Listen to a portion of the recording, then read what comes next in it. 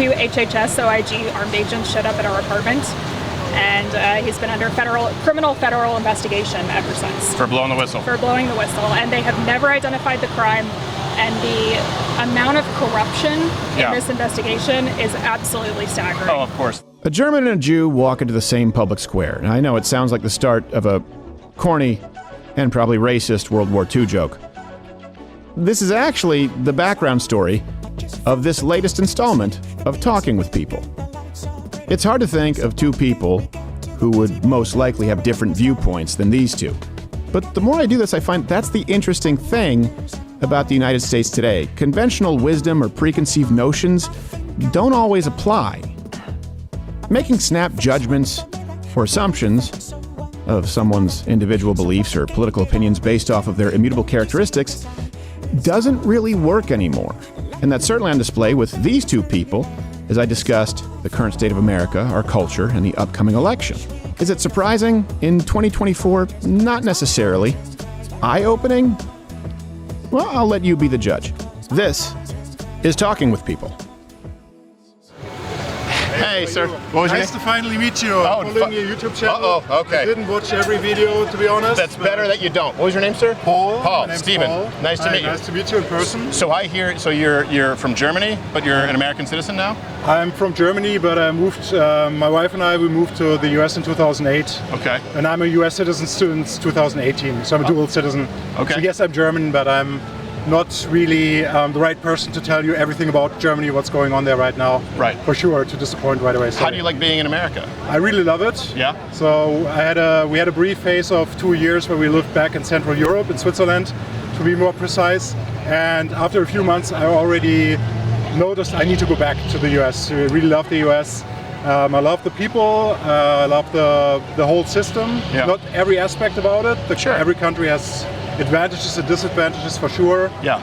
But the openness and also the misconception that we just talked about it here, that it's a conservative country. And in some aspects it's fiscally conservative, but Central Europe, the German-speaking regions for sure, are way more conservative, way more social conservative. Really? When you look at like topics, and sorry, I don't want to take over the interview. No, go ahead, here. please. That's like all this topics is. Like abortion, which is one of the points I'm disagreeing with you here.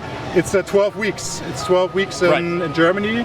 That's where the cutoff is in Germany? That's where the cutoff is in Germany, and also in Switzerland, Austria, I don't know right now, possibly the same, because it's very Catholic countries. Yeah. And sorry, I'm taking over the interview that's right now. interesting to me. A lot of people don't realize that sometimes there are issues that are seen as political here. Right. For example, I mean, you have people who have protested for cutoffs further than 12 weeks. Right. We have in California, we have 24 weeks. Oh, yeah. Which is kind of very far into the pregnancy, if you ask me. And there are exceptions too, beyond 24 weeks. Right. So anyway, so I don't want to make this about abortion. No. So, would you say that's the biggest misconception maybe people in Germany have about the United States? Yeah, and maybe the people in the United States also about Europe or Central Europe, although Europe is a lot of different countries that are very different in terms of laws and all that, and societies. But I would say that's a big misconception, because the US is usually ahead on a lot of social issues, like gay marriage, for example, was first legal in the US, and Germany followed much later. Right. So that would be one in which I don't think that the government should be involved in the marriage business at this point. Right, It should be civil unions. I agree. It's just the whole system is mucked up in the States. I'm sure we've gotten a lot of that wrong. So now here as a citizen, are you paying attention to this election coming up? And for sure, I'm paying attention to this election. And to be honest, I don't really know who to vote for. I just know that I won't be voting for Biden. Okay. That's what I know. But I'm really undecided whether I should, because I don't like Trump either. So I'm not. I don't know. Let's start with why will you not vote for Biden? Let's start with that. I wouldn't vote for Biden for a host of issues. For the first thing is, I mean, he's very old. Then there's the whole, and I mean, Trump is old too, but Trump still got it together. Let's be honest. There's different kinds of old. There's different kinds of old, sure. So I wouldn't discriminate just based on the age of Biden. But if you hear him talking. He has some bright moments where he's coherent, but there are a lot of incoherent moments, and I don't feel this country should be represented by someone being 83, 84 at some point. Then the second thing is I don't like Kamala Harris at all. I think she's super incompetent. I don't want her to be the president, which would be a very likely scenario with a 82, 83-year-old Joe Biden. And when you're talking about him dying or something, I'm talking about him not being capable anymore, and people finally... It's a statistical, I mean, I wouldn't say likelihood, but a very real possibility for sure. Right, so there's the matter of his age. Then the debt is a big issue. I mean, Trump, the other alternative, isn't fiscally conservative that much either, but the budget that Biden already has unveiled or announced is 7.2 trillion, if I'm not mistaken, and that's a step in the wrong direction. So he's giving out a lot of handouts. For example, his college student loan forgiveness. Student loan forgiveness, which is insane. I mean, I don't mind if they would change the college system, because they're spending a lot of money for advertising, charging a lot of money. So this is getting out of hand. Yeah. So I don't mind if he would pass laws to dampen that spiral of let's spend more money to get more money from our students down, or help. Hold on, don't move. There's literally a spider right here. Oh, thank you. See that? Saved that my life. It was crawling up. Yeah, I know. Yeah. See that? Yeah, thank you. Sorry, I didn't mean to be. I didn't want you to put. It was just dangling. All right, sorry. Yeah, thank you. Thanks, appreciate it. If it were me, I felt the problem, I would have freaked out. If I see a spider, I would do the same. So the thing with student. So that's an interesting issue, right? It seems to me like you're pretty well versed on the economy, or at least have an understanding of fiscal issues. A big problem, with universities here is the amount of government funding they get. Yeah. So they're incentivized to make it unaffordable, right? It's kind of like with health insurance. For example, I just had an MRI done recently on my shoulder. And they said, if you pay cash, it's $400. With your insurance, it's $950. Why? Okay. Because they say, you know what, insurance, we're going to charge you triple the amount, and insurance will pay it. It's a third party, right? Same thing with university. If they say, hey, it's $5,000 a semester, great, that's what I can afford. If they say it's $40,000, someone says, I can't afford it, well, hold on, let's see what kind of grants, what kind of scholarships we can get.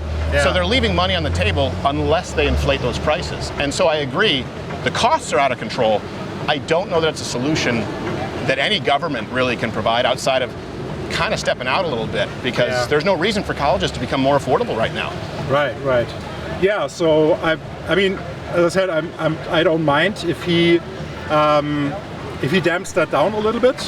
But on the other hand, just throwing out money for people who already signed a contract to get into debt, although I don't like the system around it, but I think that's also a step in the wrong direction, given the 32 trillion in government debt right now, which is a problem for future generations. Then the other thing is the border issue. Although I realize it's a election year and a conservative talking point, but I also see this as a big problem, not just the amount of people that are coming in, but the unchecked amount of people coming in. So I mean, do we know if there are some Hamas fighters coming in? Oh, we know, there definitely are. Possibly, and I mean, it's not that difficult to get your hands on some guns and... Right. What's immigration like in Germany? Because a lot of Americans, they don't realize how big the United States is, right? Basically, our states are like your countries. You can drive an hour, be in another country any direction, probably be in two different countries. What's the process like in Germany for immigration? Do they have a process where they verify people more effectively?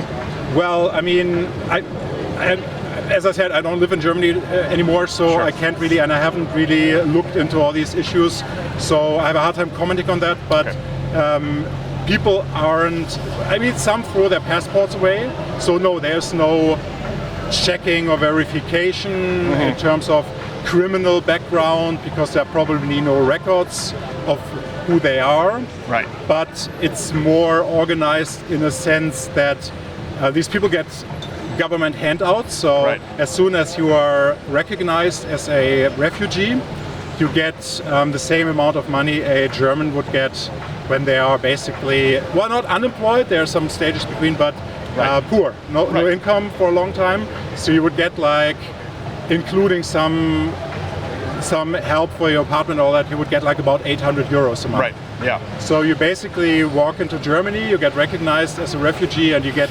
$800 plus 200, I think it's 250 a month per child right now. So you would get a lot of money, depends where you're coming from, right? But relatively speaking, a lot of money for just compared to what you paid in taxes, for sure. Yeah, for just being in Germany. Yeah. So I think that's another social issue that deepens or that makes this whole topic more problematic. Right. Because people walk into Germany, and I mean and this is getting very political, like there are a lot of a controversial topic, right? Sure. As here, but they're walking through a lot of safe countries essentially to end up in Germany or other like Central European or Northern countries that have a lot of welfare or benefits. Right, yeah.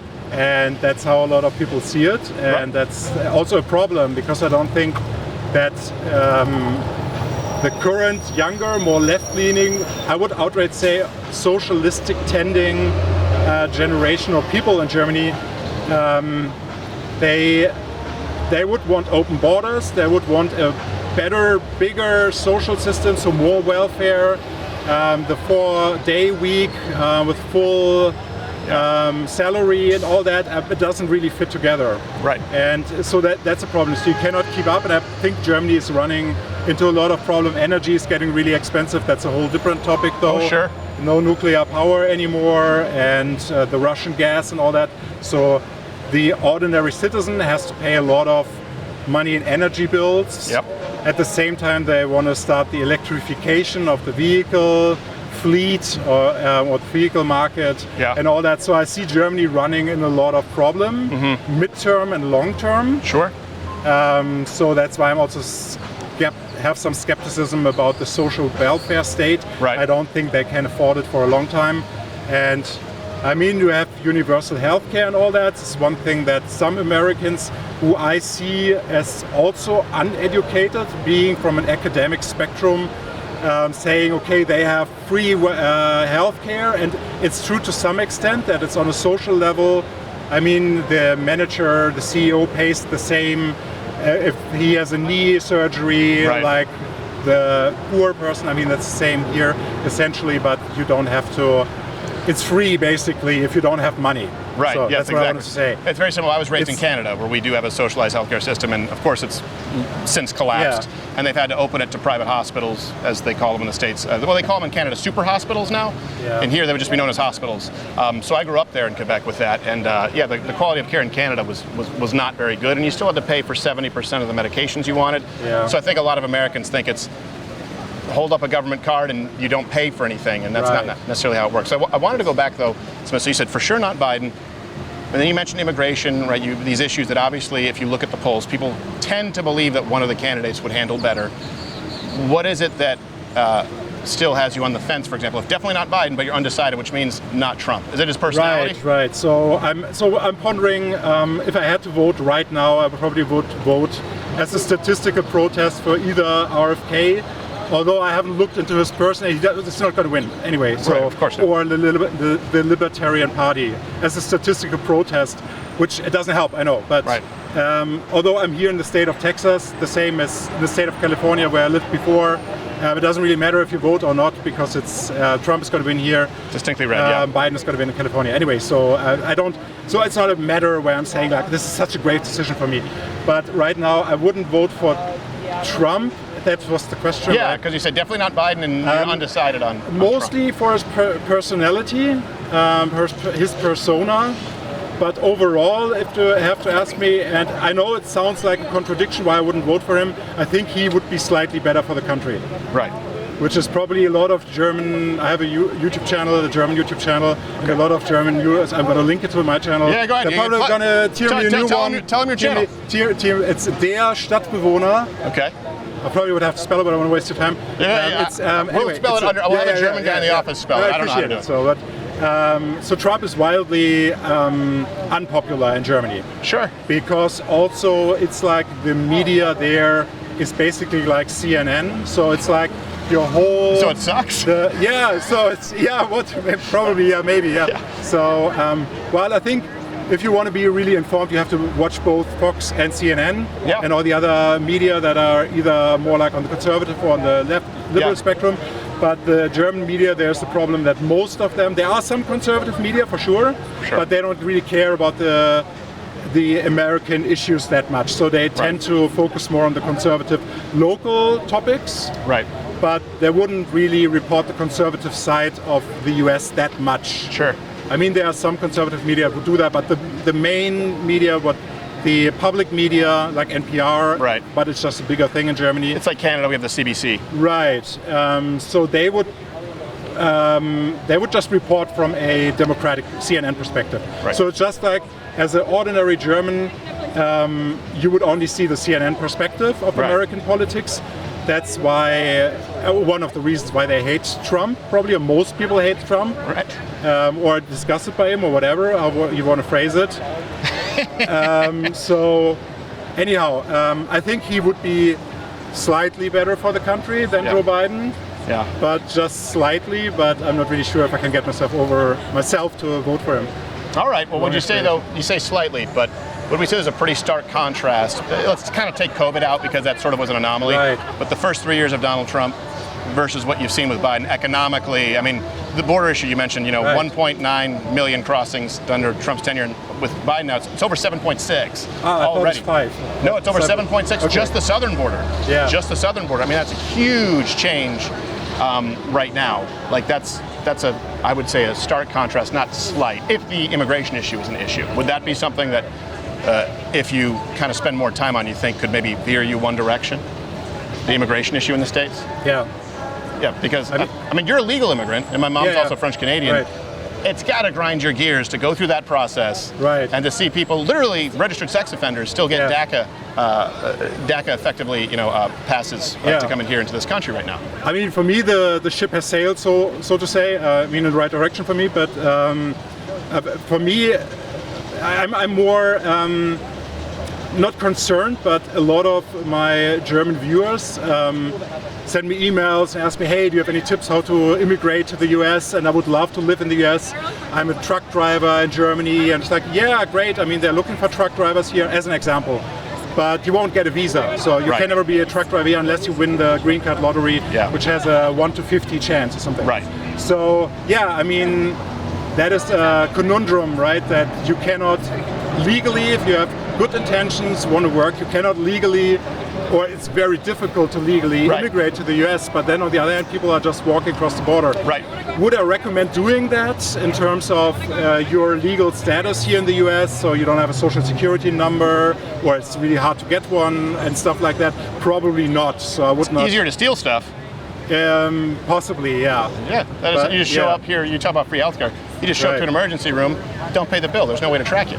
Right. That's a huge burden. Same thing, social safety nets here. You have people who benefit from those, and we talk with a lot of people here in the street, and that's a big. In America, here's the thing. I'm sure you noticed this. If someone says, "Hey, we have a problem with illegal immigration," they say, and by they I mean the left and a lot of Europe, that's racist, right? And Americans are afraid to speak out. That term is so overused that you cannot even say something like, "Okay, 13.6% of the population commit 50% of the murders," then you're immediately a racist, but it's just a fact. Right. So, but that's the same in Germany. So that would be called out a racist if you criticize immigration. Right. If you are not for open borders, which I think is insane from a security but also a society perspective.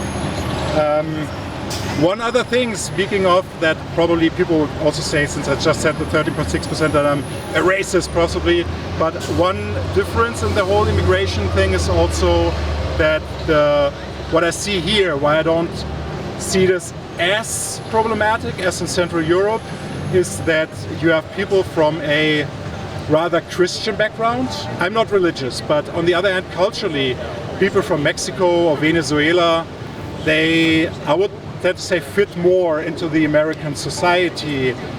They have rather conservative social values, and it's not such a culture clash as what we're seeing in Germany and Central Europe. A lot of people come from Islamic countries and don't share the same values. And which I have a critical view on. I mean, there are moderate people, but I don't know how far we want to get with this. But probably don't want to go that far because we're on an open street, and you say too much, they blow stuff up. But that's one other social issue that is more. Well, look, the thing is, my perspective is you have the right as a country to say these are our values, and it's fine if you come from a country that doesn't share those values. For example, women, their right to drive, for example, or the way they view civil rights, right? That's not the same in the Islamic world. they can stay there and preserve those cultures, but Germany has a right to say that's not how we do it here. Right. The problem is the guilt that is often, you're browbeaten with. And in the States, you're seeing that change with immigration. A lot of people we've interviewed a couple of Hispanic Americans now saying it's a problem. And I have family, who came here from Mexico. A big shift that I've noticed where I think, like you said, it's so overused that people just say, okay, let's talk about the numbers. Right. And I'm hoping that at least carries into the election. So I know you're undecided, but I appreciate your rational approach to it. And this, one more time for what's the channel? Der Stadtbewohner, it translates to the urbanite or the city dweller. Okay. Yeah. Yeah, that no surprise there. European, you're an urban fella. Right, yeah, right. I started in German, so it's... You probably come here going, where's the public transit? Right. Well, I mean, that's other difference. So I like driving a car, so I don't like public transit. So. Right, yeah, well, so do I. But I was, again, raised in Montreal, where a robust public transit system, but it's terrible. I'm not a fan. And German cars, they tend to be pretty good. You got that right. Not a huge fan that they were commandeered by the Nazis, but so was Hugo Boss, so we take the good with the bad, Although I would, for reliability, rather drive a Toyota than a BMW it or doesn't Mercedes. have the same soul, but yes, if you want it to work every single time. The BMW is more fun to drive. It is, yeah. I don't even think they have a word for like AAA or tow truck in Japan. They just, turnkey. Right. And they get it working. But it was Paul? Yeah, Paul. Thank you very much, Paul. I appreciate it, brother. Thank you. You too. Thank you. You have a great day, too. Yeah, you too. Those aren't public rec pants, are they? What pants? Are those pants they're kind of like dress pants, but they're more like... So these are are we still on... No, it's okay. I was just asking. No, these are polyester pants. Oh, okay. They look more comfortable than jeans. Very cool. And, yeah, I'm muggy right now, so I was like, I'm envious of the pants. That spider almost killed you. You don't even realize. Yeah. It was just a little spider going down his chin. I was like, I'm not going to be able to focus on anything. Can I do a selfie? Yeah, absolutely, yeah. Okay, thank you so much. Thank you very much, Paul. Thank you. I appreciate it, brother. Thank you. Sir, I know you've been waiting this whole time. That's okay. Yeah, hi, I'm Andrea. Andrea? Nice to meet you. Do you mind if I just grab a sip of water real quick so that I don't smell like a turtle cage? All right. Thank you. Great to meet you. Oh, nice to meet you, Paul. Thank you. Be well.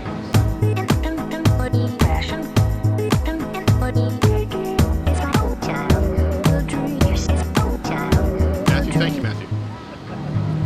Pleasure to meet you. Thank you, man. Be well. So, Andrea, I know you've been waiting. I appreciate you being patient. But Andrea, we've been asking people here, just kind of gauging the temperature. Are you paying attention to this election? Is it at the front of your mind? Absolutely. All right, Andrea, what are the main issues this election? Top 3, weaponization of the DOJ. I don't know if that was the one that you guessed. I have a little bit of personal experience with that one, actually. Okay. I would actually say social issues. I think that's a surprising one. People tend to discount some of the social issues, but to me, the transgender issue is, top front and center. And then immigration. Okay. Like which social issues? Particularly the transgender issue. Okay. With, transgender ideology in schools is a huge one. Gender-affirming care being performed on minors and being subsidized by the government. Okay. Huge issue. And then I think, men and women's sports. It's a big one. Okay. So. All right. I was way off. I thought you were going to say, because the only white people we interviewed so far are like, we want to make sure abortion is still a thing. And I was like, I bet you that's Oh, coming down. no. I know people tend to think that because I actually went to Columbia and I'm a young Jewish woman and I work for the government. Yes. Which I'm here in my personal capacity, by the way. Of course, but, yes. You'll still probably They tend to think I'm a Democrat, but that's absolutely not the case. So. Well, why do you think why do you think that is? Why do you think that young white or Jewish professional women would tend to be Democrat? I think it's how you're raised. I think it's a cultural thing. I think it's a lot of the schools that people go to. I mean, I will say I was definitely in the minority when I was in school on the East Coast as a Republican. I can imagine. It's difficult to speak out. I think it's not a safe space to share your opinions. And I think that it's just what people grow up and women are convinced that the thing that they have to care about is abortion. And I care about that too on the opposite side. I'm very pro-life. Okay. But I think it's what's trendy and what's, I want to go to the weaponization of the DOJ because that's a big one for me. Do you think that maybe this is shifting a little bit as far as younger Jewish women, considering what we've seen across the country with the protests, the pro-Hamas protests, and what's been happening with Israel and Gaza? Yeah, which is absolutely horrifying. And I hope so. I guess I would hope that people are, waking up a little bit about what these dangers of this kind of woke left ideology. I think I went to Columbia a few years ago. I graduated in 2018. I can't imagine being a young Jewish woman on that campus right now. Right. And Yeah, I've heard colloquially from a few people that the Israel issue in particular is changing their opinion. You know, I will say my husband actually used to be a Democrat. He's very much not now. Okay. But the one issue that sort of opened his mind was that he said that he started realizing, his family in Israel, and he started realizing that the stories that he was hearing about what was going on in Israel from the media and what you actually hear on the ground, what's going on in the world, completely different. And if they're lying to you about something like Israel and making you feel sympathy for a terrorist organization that rapes women and kills babies, I can't imagine what else, you know, is what you're being lied to about. Yeah, I can give you a couple of tips. Everything, almost, Absolutely, I agree with that, everything. yeah. You mentioned the weaponizing of the DOJ. Now, obviously, for most people, it's been the economy, immigration. I can imagine. But you said that was seems like there's something very personal there. What is your concern? So, you know, my husband actually was a whistleblower. He was working at a children's hospital in Houston, Texas. And while he was there, the hospital said that they had stopped performing transgender procedures on minors. And that was absolutely not the case. He knew that 3 days after the hospital announced that they were going to stop performing gender-affirming care on minors in response to potential investigations by the state of Texas, they implanted a hormone-blocking device in an 11-year-old girl. Wow. Which would essentially render her infertile and cause a whole host of health problems that would leave her chained to the hospital for the rest of her life. Right. So we started realizing, you know, from people that he talked to, from documents that he was seeing, that this was going on. And so he anonymously blew the whistle to a journalist, Christopher Rufo, for those of your viewers who know who he is. Yeah, we've found. And so he, you know, everything was completely redacted, reviewed by many attorneys. But he wanted the public to know what was going on. And so he published that story anonymously in May of 2023. And it actually helped sway some votes to ban gender-affirming care on minors in the state of Texas. The vote on that bill was a couple days later. A month later, day of his residency graduation, 2 HHS OIG armed agents showed up at our apartment.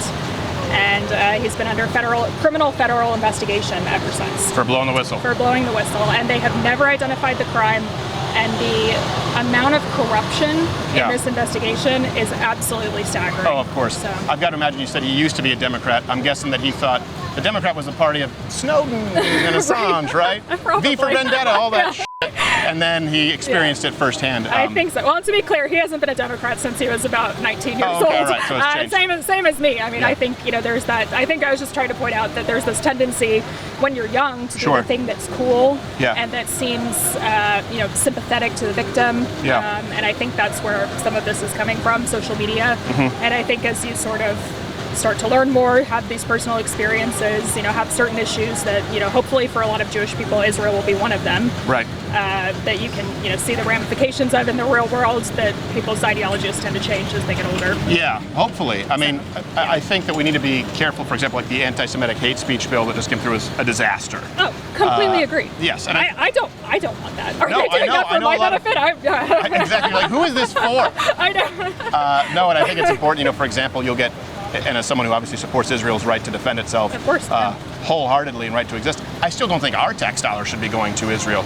I think that they should have the right to defend themselves. Right. And morally, of course, we support them, but I'm always a little bit nervous when I see one side throwing out whether it's racism from the left or anti-Semitism to people on the right. So if you don't support this bill, it's anti-Semitic. I don't think it's anti-Semitic to hold a position that execute every last member of Hamas until every hostage is freed. Right. But you don't need to do it with our dollar because you're your own nation. No, fair enough. And I think one of the big mistakes that Israel has made is tying it to the Ukraine funding. Yes. So I think we get into this issue of, you know, trying to distinguish, you know, what I think is, you know, a very legitimate cause, you know, personally, Israel from Ukraine, right? Which I don't support funding for at all. Yeah. So yeah, I definitely. Well, it could be a legitimate cause, or it could be a legitimate cause, but it certainly. doesn't require our money. But it doesn't require, it doesn't require, you know, billions and billions of United States money. Right. Are you seeing one thing that we've noticed today too? Is we've seen we've interviewed some people who were Hispanic and some Black Americans here too who did say, you know, I didn't vote for Trump.